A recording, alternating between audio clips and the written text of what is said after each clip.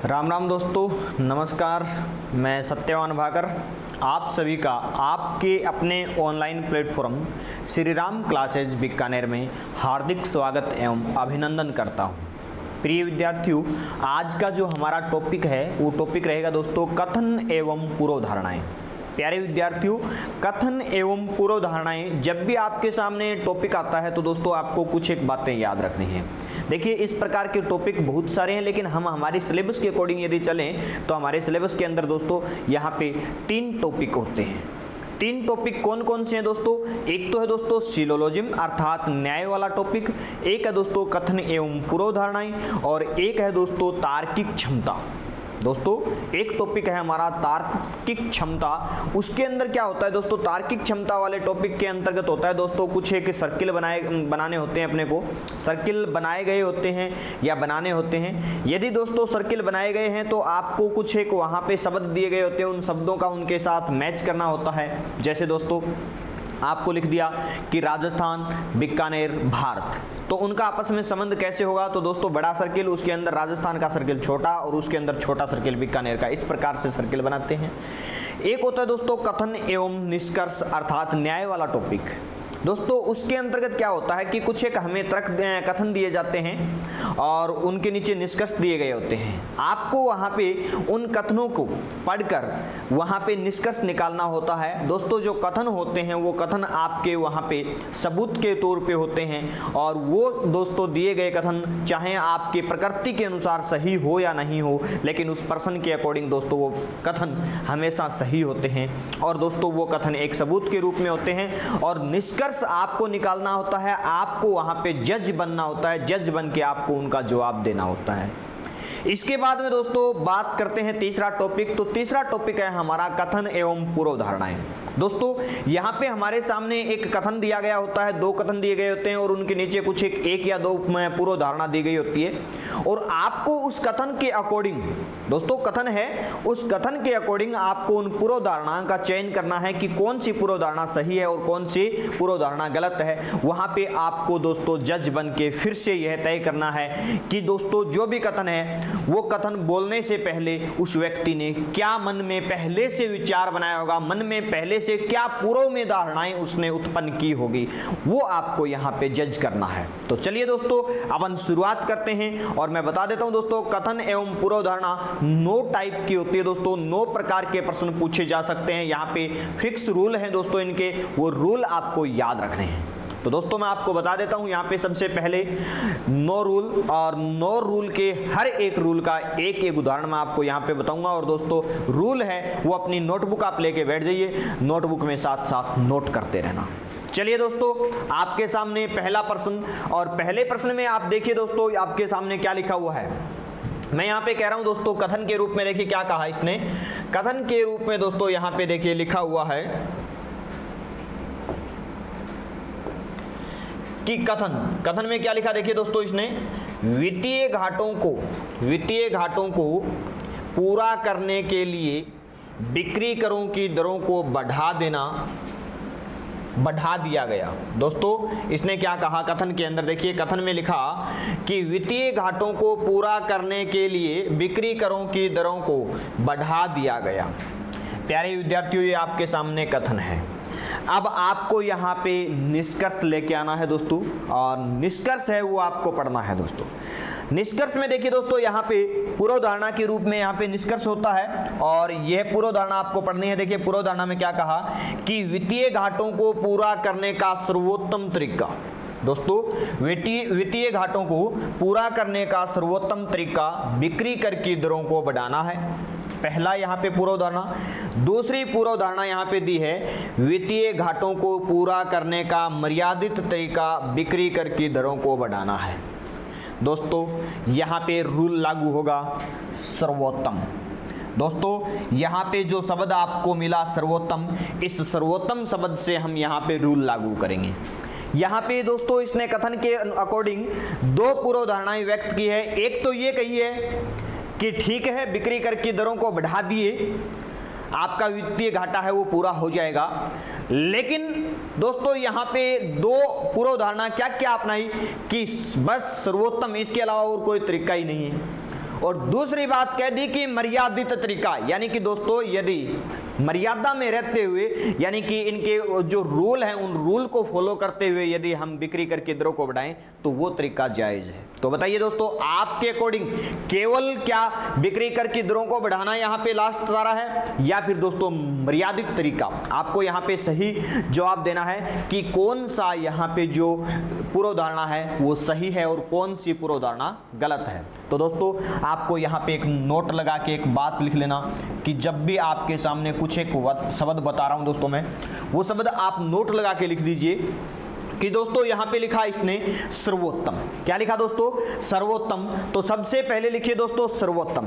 दोस्तों यदि किसी भी पूर्वधारणा में सर्वोत्तम शब्द का प्रयोग होता है, सर्वोत्तम या दोस्तों आप इंग्लिश में कह सकते हो बेस्ट, सर्वोत्तम शब्द का प्रयोग होता है, या फिर दोस्तों केवल ओनली केवल शब्द का प्रयोग होता है, या दोस्तों निश्चित यानी कि डेफिनेट, और दोस्तों प्रबल या ठोस इत्यादि शब्दों का दोस्तों यदि यहाँ पे प्रयोग किया जा रहा है, इस पूर्वधारणा में प्रयोग किया जा रहा है, तो ये निश्चित है दोस्तों वो हमेशा पूर्वधारणा गलत रहेगी। वो पूर्वधारणा हमेशा क्या रहेगी दोस्तों? गलत रहेगी। दोस्तों आपको क्या क्या नाम बताया मैंने?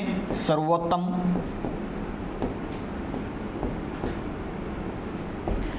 केवल,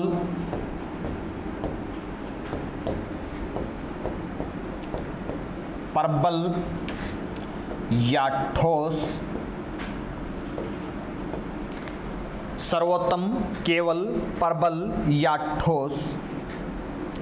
दोस्तों ये जब शब्द आपके सामने आते हैं तो आपको ये याद रखना है, क्या याद रखना है दोस्तों?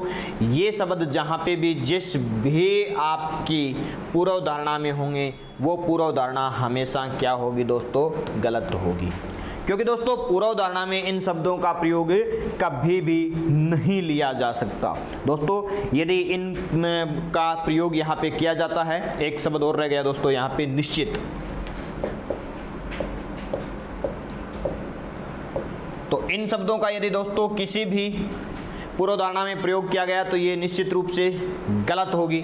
अब यहाँ पे हमारे पास सर्वोत्तम का शब्द का प्रयोग किया तो दोस्तों पहला जो पूर्वधारणा है, पहली पूर्वधारणा ये क्या होगी दोस्तों? गलत होगी। और उसके बाद में इसने क्या कहा दोस्तों? वित्तीय घाटों को पूरा करने का मर्यादित तरीका। बिल्कुल दोस्तों, मर्यादित तरीके से यदि हम बिजली की दरों को बढ़ाएं या वित्तीय घाटों को पूरा करने के लिए बिक्री करों की दरों को बढ़ाएं, कोई भी दर हो चाहे दोस्तों, उनको यदि मर्यादित तरीके से बढ़ाया जाए तो वो हमारा तरीका क्या रहेगा? बेस्ट रहेगा। और आपका यहाँ पे देखिए सही जवाब जो रहेगा दोस्तों वो रहेगा 2 नंबर ऑप्शन। 2 नंबर ऑप्शन बिल्कुल राइट जवाब। हम यहाँ पे कह सकते हैं दोस्तों कि यहाँ पे जो पूर्वधारणा 1 है वो अमान्य है। क्यों है दोस्तों अमान्य? क्योंकि वहाँ पे सर्वोत्तम शब्द का प्रयोग किया गया है, जबकि दोस्तों पूर्वधारणा 2 है वो मान्य है, क्योंकि दोस्तों वहाँ पे सर्वोत्तम शब्द की जगह मर्यादित शब्द का प्रयोग किया गया है।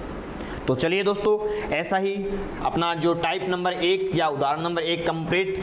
आगे बढ़ते हैं दोस्तों अगला प्रश्न, और अगला प्रश्न है दोस्तों प्रश्न संख्या 2, और आप साथ साथ ये भी लिख सकते हो टाइप नंबर 2। चलिए दोस्तों प्रश्न संख्या 2,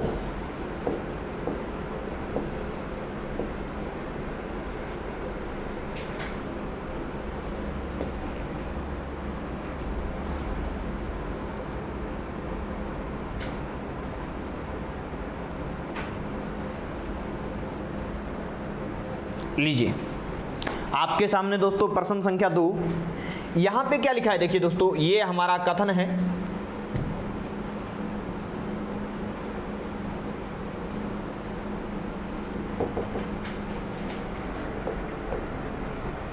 चलिए दोस्तों कथन है हमारे सामने, और कथन में लिखा हुआ है कोलकाता से दिल्ली जल्दी पहुंचने के लिए हवाई जहाज से जाएं। कोलकाता से दिल्ली जल्दी पहुंचने के लिए हवाई जहाज से जाएं। छोटी सी बात इसने लिखी दोस्तों। और पूर्वधारणा में यहाँ पे क्या लिखा देखिए, कोलकाता और दिल्ली वायु मार्ग से जुड़े हैं, बिल्कुल बात सही है। उसके बाद कोलकाता से दिल्ली पहुंचने के लिए दूसरा कोई साधन नहीं है। तो दोस्तों आपको यहाँ पे जो सही आंसर है उसका चयन करना है। और मैं बता देता हूँ दोस्तों कि कोलकाता और दिल्ली, यहाँ पे इसने क्या लिखा, कोलकाता और दिल्ली वायु मार्ग से जुड़े हैं। बिल्कुल बात दोस्तों सही है, क्योंकि यदि किसी ने अपने को सुझाव दिया है, हमें दोस्तों सुझाव दिया गया है कथन में कि आपको यदि कोलकाता से दिल्ली जाना है, यदि आपको कोलकाता से दिल्ली जाना है और जल्दी यदि आपको वहां पे पहुंचना है तो आप हवाई यात्रा का प्रयोग करें। इसका मतलब दोस्तों ये है कि कोलकाता से दिल्ली हवाई यात्रा या हवाई मार्ग से जुड़े हुए हैं, तभी किसी ने ये सुझाव दिया है। तो दोस्तों जो आपका पहला पूर्वाधारणा है, पहली पूर्वाधारणा बिल्कुल सही। दूसरी बात इसने कही कि कोलकाता से दिल्ली पहुंचने के लिए दूसरा साधन नहीं है। दोस्तों ऐसी कोई नेगेटिविटी यहाँ पे कथन के अंदर नहीं दी गई है कि दूसरा साधन नहीं। उन्होंने ये कहा है कि जल्दी पहुँचने के लिए हवाई जहाज या हवाई यात्रा का प्रयोग करें। तो दोस्तों दूसरा कथन है वो क्या होगा, यहाँ पे गलत होगा। तो हमारा सही जवाब क्या रहेगा दोस्तों, पूर्वाधारणा नंबर 1, पूर्वाधारणा नंबर 1 सही है। क्योंकि दोस्तों दिल्ली से जब कोलकाता हमें पहुंचना है या कोलकाता से दिल्ली हमें पहुंचना है, तो यदि किसी ने यह सलाह दी है कि आप हवाई यात्रा से जाएं, तो बिल्कुल बात सही है दोस्तों। क्योंकि यदि यहाँ पे इसने लिखा है कि दूसरा कोई साधन नहीं है, दूसरे साधन की कोई चर्चा नहीं है, दूसरी बात यहाँ पे जुड़े होने का जो सुझाव दिया है तभी सुझाव दिया गया है जब वो आपस में जुड़े हुए हैं हवाई मार्ग से, ठीक है। दूसरी बात ये कह रहा है कि भाई दूसरा कोई साधन नहीं है, तो दूसरे कोई साधन न होने की यहाँ पे किसी भी प्रकार की कोई चर्चा नहीं की गई। तो दोस्तों आपको मैं बता देता हूँ कि यहाँ पे एक नोट लगा लेना और नोट लगा के लिखना कि जिस विषय में कहा जाता है दोस्तों कथन के अंदर, यहाँ पे जैसे लिखा है कि हवाई यात्रा से जाएं, तो आप एक नोट लगा लेना कि जिस भी विषय के बारे में कथन में चर्चा की गई है उसका अस्तित्व अवश्य होता है। दोस्तों जिस भी कथन के बारे में, वो जिस भी विषय के बारे में कथन में कहा गया है उस विषय का अस्तित्व हमेशा होता है।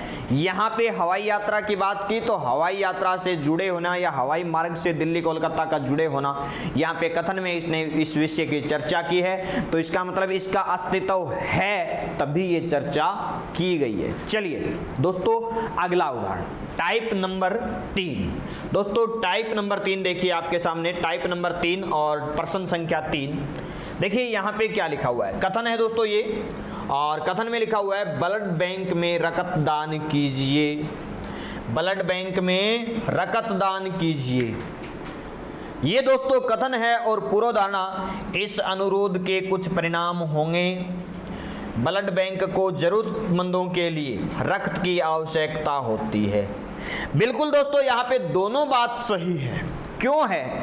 क्योंकि दोस्तों किसी ने आपको सलाह दी, किसी ने आपको मार्गदर्शन दिया कि भाई आप ब्लड बैंक में रक्तदान करें। अब इसके पीछे क्या पूर्वधारणा है, उसने क्यों ये बात कही? तो दोस्तों ये बात उसने इसलिए कही कि इस अनुरोध के, पहली बात तो उसने यदि आपको कहा है तो आपसे कुछ उसकी अपेक्षा होगी, आपके लिए उसने पहले सोचा होगा आपको कहने से पहले कि हाँ ये बात का, मेरी बात का अनुसरण कर सकता है। यदि आपके प्रति उसके मन में ये भाव होता कि ये मेरी बात नहीं मानने वाला, यहाँ पे कोई परिणाम नहीं निकलने वाला, तो वो ये बात आपको नहीं कहता। उसने आपको ये बात तभी कही है जब आप इसके प्रति जागरूक हो या इसका परिणाम आप अवश्य ही दोगे। दूसरी बात दोस्तों, परिणाम निकलेगा तो बिल्कुल बात सही है, इस अनुरोध के परिणाम होंगे तभी तो उसने आपसे ये अनुरोध किया है। दूसरी बात, यहाँ पे ब्लड बैंक को जरूरतमंदों के लिए रक्त की आवश्यकता होती है, बिल्कुल सही बात दोस्तों।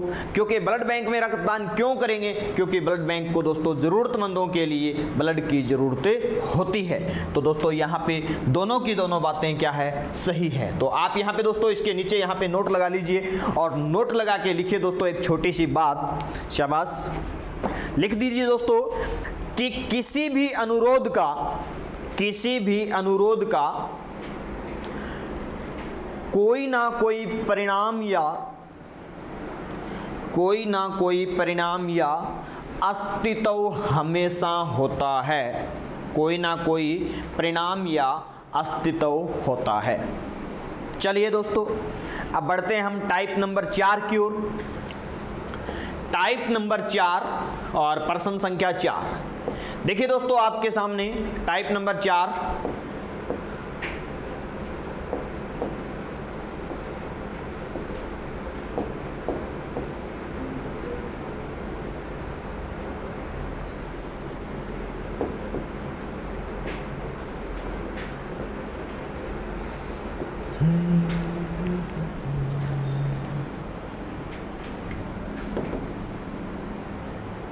लीजिए दोस्तों, टाइप नंबर 4 और प्रश्न में देखिए क्या लिखा हुआ है।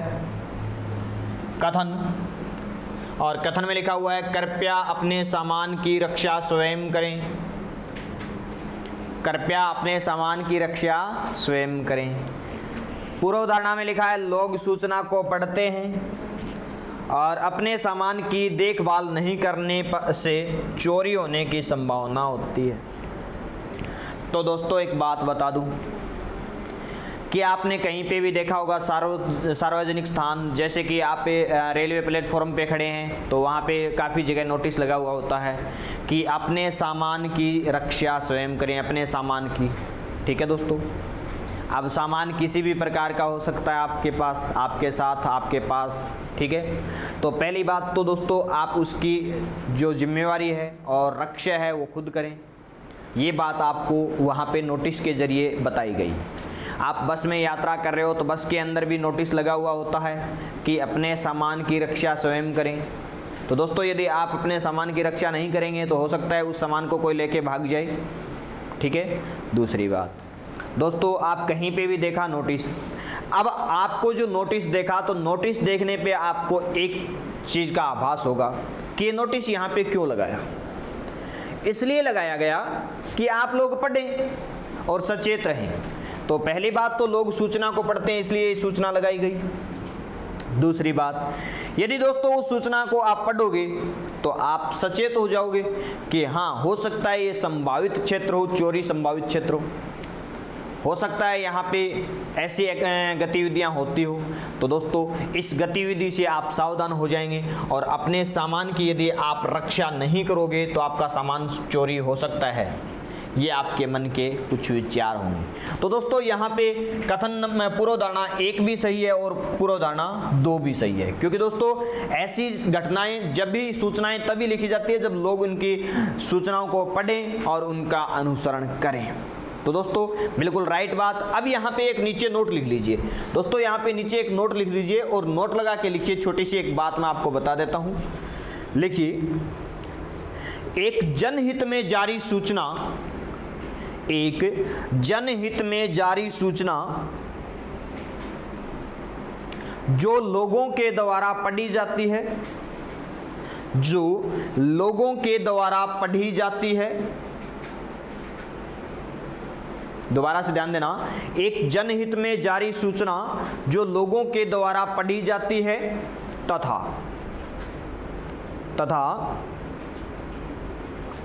लोग उस सूचना पे ध्यान देते हैं। कोमा लगा के लिखना दोस्तों, का कुछ प्रभाव अवश्य होता है, का कुछ प्रभाव अवश्य होता है।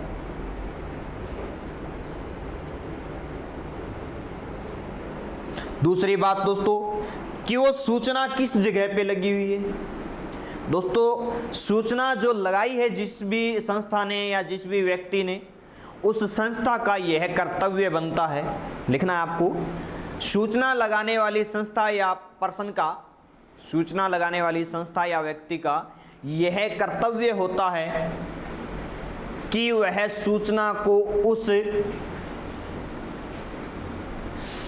उस सही जगह पे लगाएं जहाँ पे लोग उस सूचना को पढ़ें, जहाँ पे लोग उस सूचना को पढ़ें। दोस्तों हो सकता है आप गए चंबल बीहड़ क्षेत्र में और वहाँ पे चंबल बीहड़ क्षेत्र में दोस्तों चोरी की संभावनाएं, घटनाएं घटती रहती है। और दोस्तों चंबल बीहड़ क्षेत्र के लिए आपको वहाँ पे सूचना लगानी थी चंबल बीहड़ में, और आपने लगा दी बीकानेर में कि चंबल बीहड़ क्षेत्र चोरी संभावित क्षेत्र है। तो दोस्तों बीकानेर में लगाना उचित था या फिर चंबल बीहड़ में लगाना उचित था? जहां पे उचित हो वहीं पे सूचना लगाई जानी चाहिए। और दोस्तों यदि वो सूचना नहीं लगाई जाए, यदि वह सूचना वहां पे नहीं लगाई गई है, तो दोस्तों उसका कुछ ना कुछ दुष्प्रभाव हो, कुछ ना कुछ उसका दुष्प्रभाव हो। जैसे दोस्तों कल हमने चर्चा की थी शाम की क्लास में भानगढ़ के बारे में अपन ने चर्चा की थी। भानगढ़ के सामने लिखा हुआ था झुंझुनू, और मैंने आपको बताया था कि भानगढ़ तो दो जगह पे है राजस्थान में, झुंझुनू में नहीं। एक तो अलवर में भानगढ़ है और एक दोस्तों हनुमानगढ़ की बादरा तहसील में भानगढ़ है। अब ये दोनों प्रसिद्ध हैं दोनों, एक तो कुएं के लिए प्रसिद्ध है और एक दोस्तों भूतिया किले के लिए प्रसिद्ध है। और भारतीय सर्वेक्षण विभाग ने दोस्तों भानगढ़ अलवर वाले के ऊपर तो साफ साफ बोर्ड लगाया हुआ है, एक नोटिस चेतावनी लिख रखी है कि सूर्यास्त के बाद किले में प्रवेश निषेध है। क्यों लगाया हुआ है दोस्तों वहां पे वो नोटिस लगाने का कोई ना कोई कारण होगा। यदि दोस्तों नोटिस लगाया है तो आपको वहाँ पे सचेत करने के लिए लगाया है, और यदि वो नहीं लगाया होता तो दोस्तों आप वहाँ पे उसके अंदर रात्रिकालीन में चले जाते और आपको कोई ना कोई नुकसान हो जाता।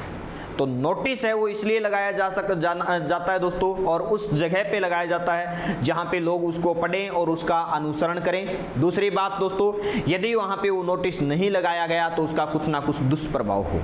ठीक है, तो यहाँ पे इसने क्या कहा दोस्तों कि कृपया अपने सामान की रक्षा स्वयं करें। ये एक नोटिस लगा हुआ है, इसलिए लगा कि इस सूचना को लोग पढ़ेंगे और अपने सामान की रक्षा स्वयं करेंगे, और ये सोचेंगे कि यदि अपने सामान की रक्षा नहीं की तो वो चोरी हो सकता है। ठीक है दोस्तों, तो हमारा निष्कर्ष या पूर्व धारणा पहला और दूसरा दोनों सही है। चलिए दोस्तों अगले प्रश्न की ओर। अगला टाइप नंबर 5। दोस्तों टाइप नंबर 5 देखिए आपके सामने लिखा हुआ है प्रश्न, और टाइप नंबर 5 के अंदर देखिए क्या लिख दिया इसने, कथन। दोस्तों ये कथन है, कथन में कहा कि अरिहंत प्रकाशन, दोस्तों यहाँ पे केसरिया पब्लिकेशन कर सकते हो आप, ठीक है, और केसरिया प्रकाशन या फिर जो अरिहंत लिखा हुआ है तो अरिहंत भी आप रख सकते हो दोस्तों, जो भी आपकी इच्छा। चलिए अब यहाँ पे देखिए दोस्तों, इसने कहा अरिहंत प्रकाशन के द्वारा सूचना जारी की गई कि देर से, दोस्तों ये देर है, कि देर से आने वाले कर्मचारी दंडित होंगे। लीजिए दोस्तों मैं यहाँ पे कह देता हूं कि श्रीराम क्लासेज के द्वारा सूचना जारी की गई कि देर से आने वाले कर्मचारी दंडित होंगे। अब दोस्तों श्रीराम क्लासेज ने ये सूचना जारी कर दी। अब भाई सूचना जारी की है तो एक नोटिस फरमान आपके सामने आएगा, और वो नोटिस बोर्ड पे लगेगा, और दोस्तों उस नोटिस को हम जैसे लोग पढ़ेंगे जो श्रीराम क्लासेज के कर्मचारी हैं, पढ़ेंगे तो उसको देखेंगे और देखा कि ये लो जी डायरेक्टर सर ने तो लगा दिया कि दंडित होंगे। अब ऐसी सूचना को पढ़ के हम क्या करेंगे ना, यार दंडित तो नहीं होना, मैं तो कल जल्दी आ जाऊंगा, टाइम पे आऊंगा, टाइम पे मेरा काम करूंगा, दंडित होने से बच जाऊंगा, ऐसे मेरे मन में विचार आया। और दोस्तों यदि मैं टाइम पे आया तो मेरा सारा काम टाइम पे हुआ। माना कि दोस्तों मैं क्लास लेने आया 5 मिनट लेट आया, तो दोस्तों 5 मिनट लेट आने का मतलब 5 मिनट आप सभी विद्यार्थी मेरा जो वेट कर रहे थे उनको नुकसान हुआ। दूसरी बात, संस्था ने जो हमें टारगेट दिया है उस टारगेट पे हमारा कोर्स कंप्लीट नहीं हुआ।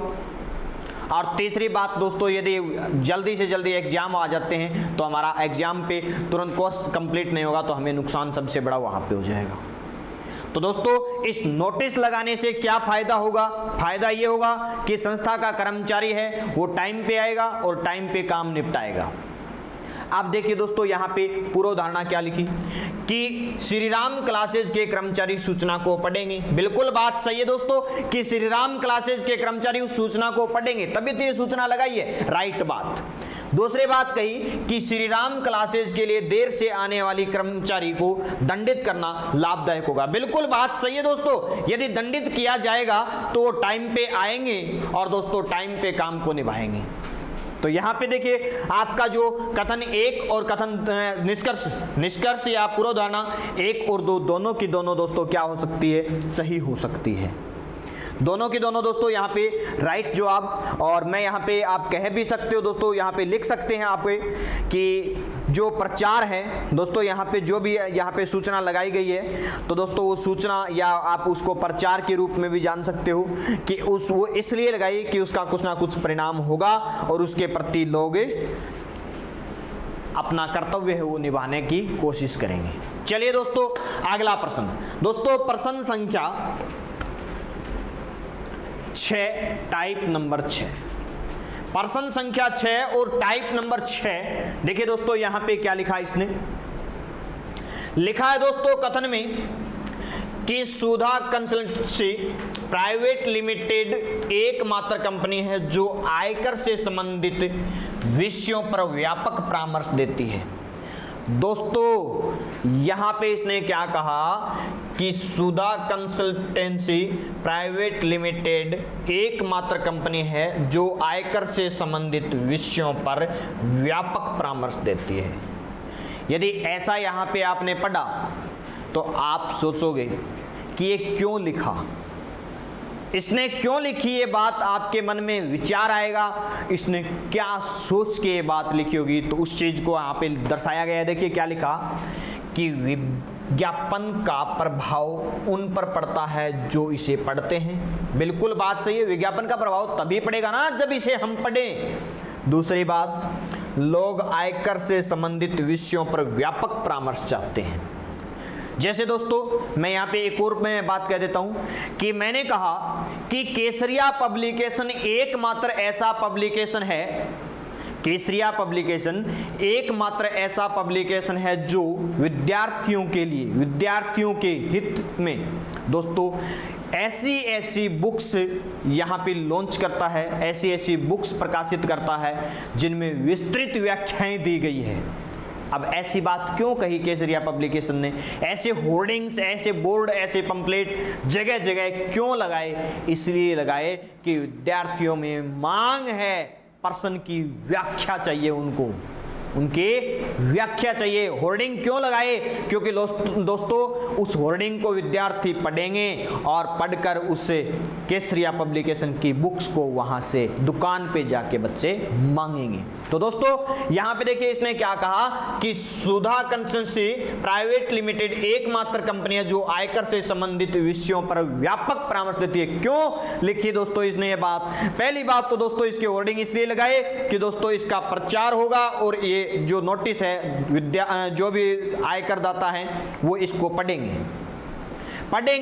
और दोस्तों फिर पढ़ने के बाद में वो अपना आयकर जो भी उनके आईटी लिस्ट है वो लिस्ट बचाने के लिए दोस्तों वहाँ पे कुछ ना कुछ अपना लाभ जो है चाहने के लिए दोस्तों वो क्या करेंगे, उसे सुधा कंसल्टेंसी प्राइवेट लिमिटेड कंपनी से संपर्क में आएंगे दोस्तों और वहां से व्यापक परामर्श लेने की कोशिश करेंगे।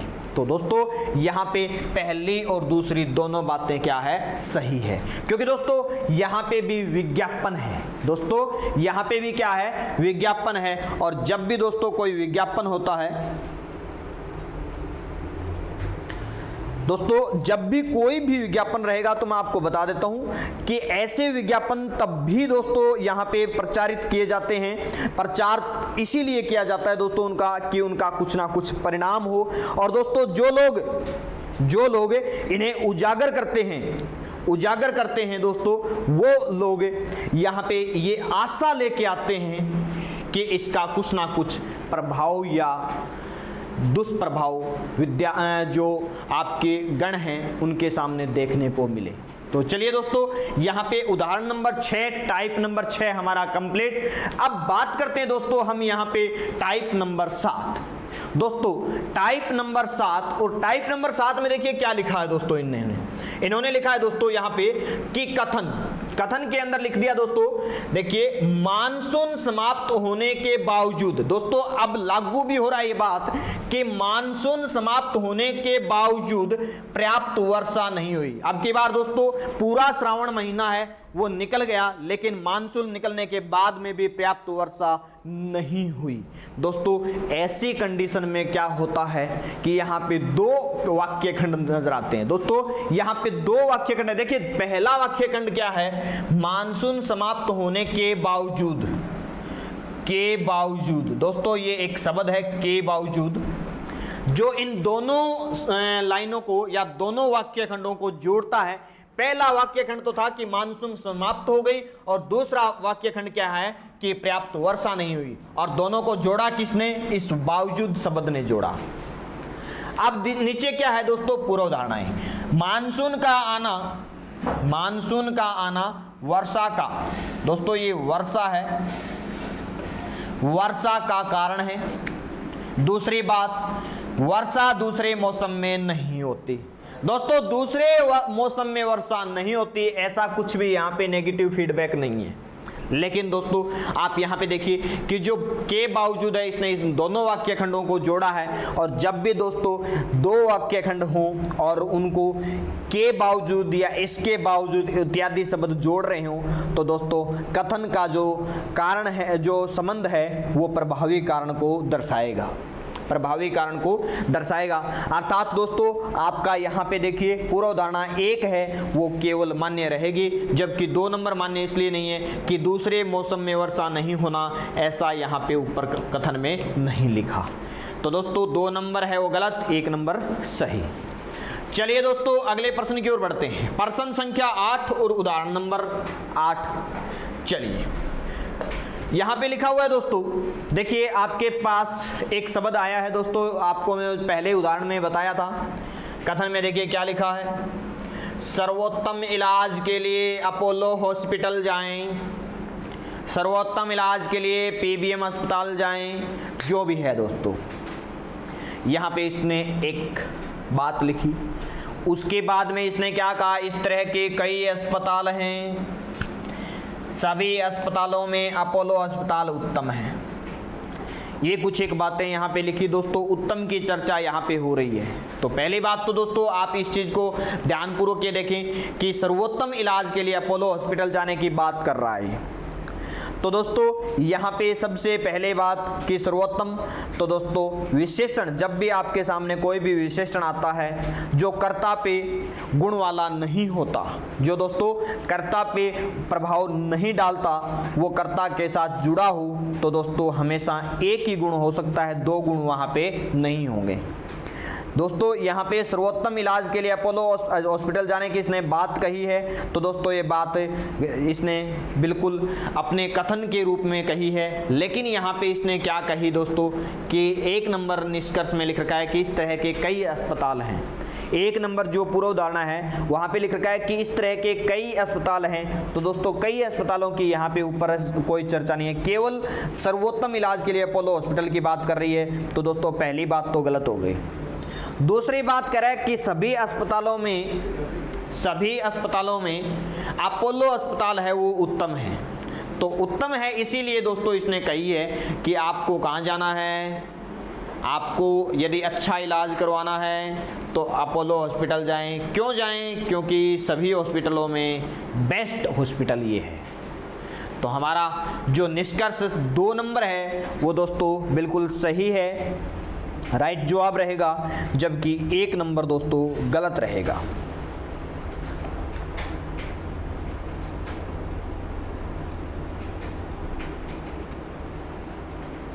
अब मन में कुछ विचार तो आ रहा होगा आपके कि गुरुजी यहाँ पे उत्तम शब्द है, यहाँ पे सर्वोत्तम शब्द है। आप तो कह रहे थे ना कि सर्वोत्तम शब्द जब भी आए तो गलत हो जाता है। प्यारे विद्यार्थियों, यहाँ पे सर्वोत्तम दिया है तभी यहाँ पे आया है। सर्वोत्तम और उत्तम दोनों एक बात है दोस्तों, दोनों के दोनों बेस्ट के लिए जाने जाते हैं। यदि आपके कथन में यहाँ पे बेस्ट का प्रयोग किया है तो आप निष्कर्ष या पूर्व उदाहरणा में भी बेस्ट का प्रयोग कर सकते हो। दोस्तों यदि आपके कथन में सर्वोत्तम नहीं होता तो दोस्तों यहाँ पे उत्तम नहीं ला सकते थे हम, क्योंकि दोस्तों कथन में जब इन शब्दों का प्रयोग, 5 शब्द मैंने आपको बताए थे दोस्तों, क्या क्या बताए थे दोस्तों आपको, सर्वोत्तम, ठोस, केवल, स्थायी, और क्या बताया था दोस्तों, सर्वोत्तम ठोस, ओनली, केवल, स्थायी, और इसके अलावा प्रबल। ठोस को दूसरा नाम क्या लिखा था दोस्तों हमने, प्रबल। इन शब्दों को हमने लिखा था दोस्तों, और ये शब्द जब भी आपके सामने हो, इन्हें सर्वोत्तम, ठोस, स्थायी, स्थायी को आप निश्चित भी लिख सकते हो दोस्तों। क्या लिख सकते हो यहाँ पे, निश्चित भी लिख सकते हो। ये यदि कथन में नहीं हो तो निष्कर्ष में यदि आ जाए तो निष्कर्ष हमेशा गलत होता है। चलिए, आज का जो अंतिम टाइप दोस्तों, और अंतिम टाइप कथन एवं पूर्वधारणा की अंतिम टाइप है दोस्तों 9 नंबर, और 9 नंबर आपके सामने उदाहरण है, और यहाँ पे देखिए कथन लिखा हुआ है। कथन में क्या कहा दोस्तों, उचित रूप से खिलाए हुए, देखिए दोस्तों इसने क्या कहा, उचित रूप से खिलाए हुए तथा भूखे बंदर टेढ़े मेढ़े रास्तों पर दौड़ाए गए। एक तो दोस्तों ऐसे बंदर थे जिनको भरपेट खाना खिला दिया, और एक ऐसे बंदर थे जो भूखे पेट थे, और दोस्तों उनको टेढ़े मेढ़े रास्तों पे दौड़ाया तो देखा कि भूखे बंदर तेजी से नहीं दौड़ सकते, भूखे बंदर तेजी से नहीं दौड़ सके। इससे दोस्तों यह प्रमाणित करता है कि दोस्तों गरीब देश, दोस्तों ये बात उन्होंने कही, और इससे इन्होंने एक प्रमाणित किया, इनसे एक अनुमान लगाया कि प्रमाणित करता है कि गरीब देश के लोग या गरीब देश में कम बुद्धि वाला व्यक्ति अपर्याप्त पोषण का परिणाम है, अपर्याप्त पोषण का परिणाम है।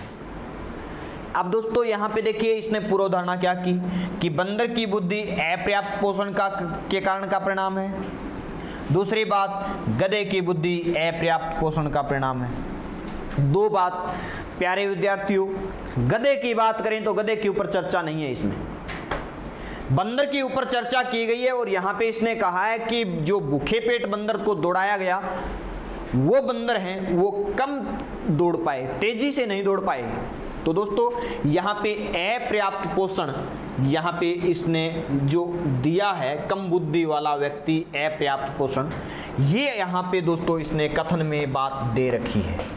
दोस्तों जो बात इसने कथन में दे दी वो पूर्वधारणा हो चाहे निष्कर्ष हो, दोनों में दोस्तों मान्य होती है।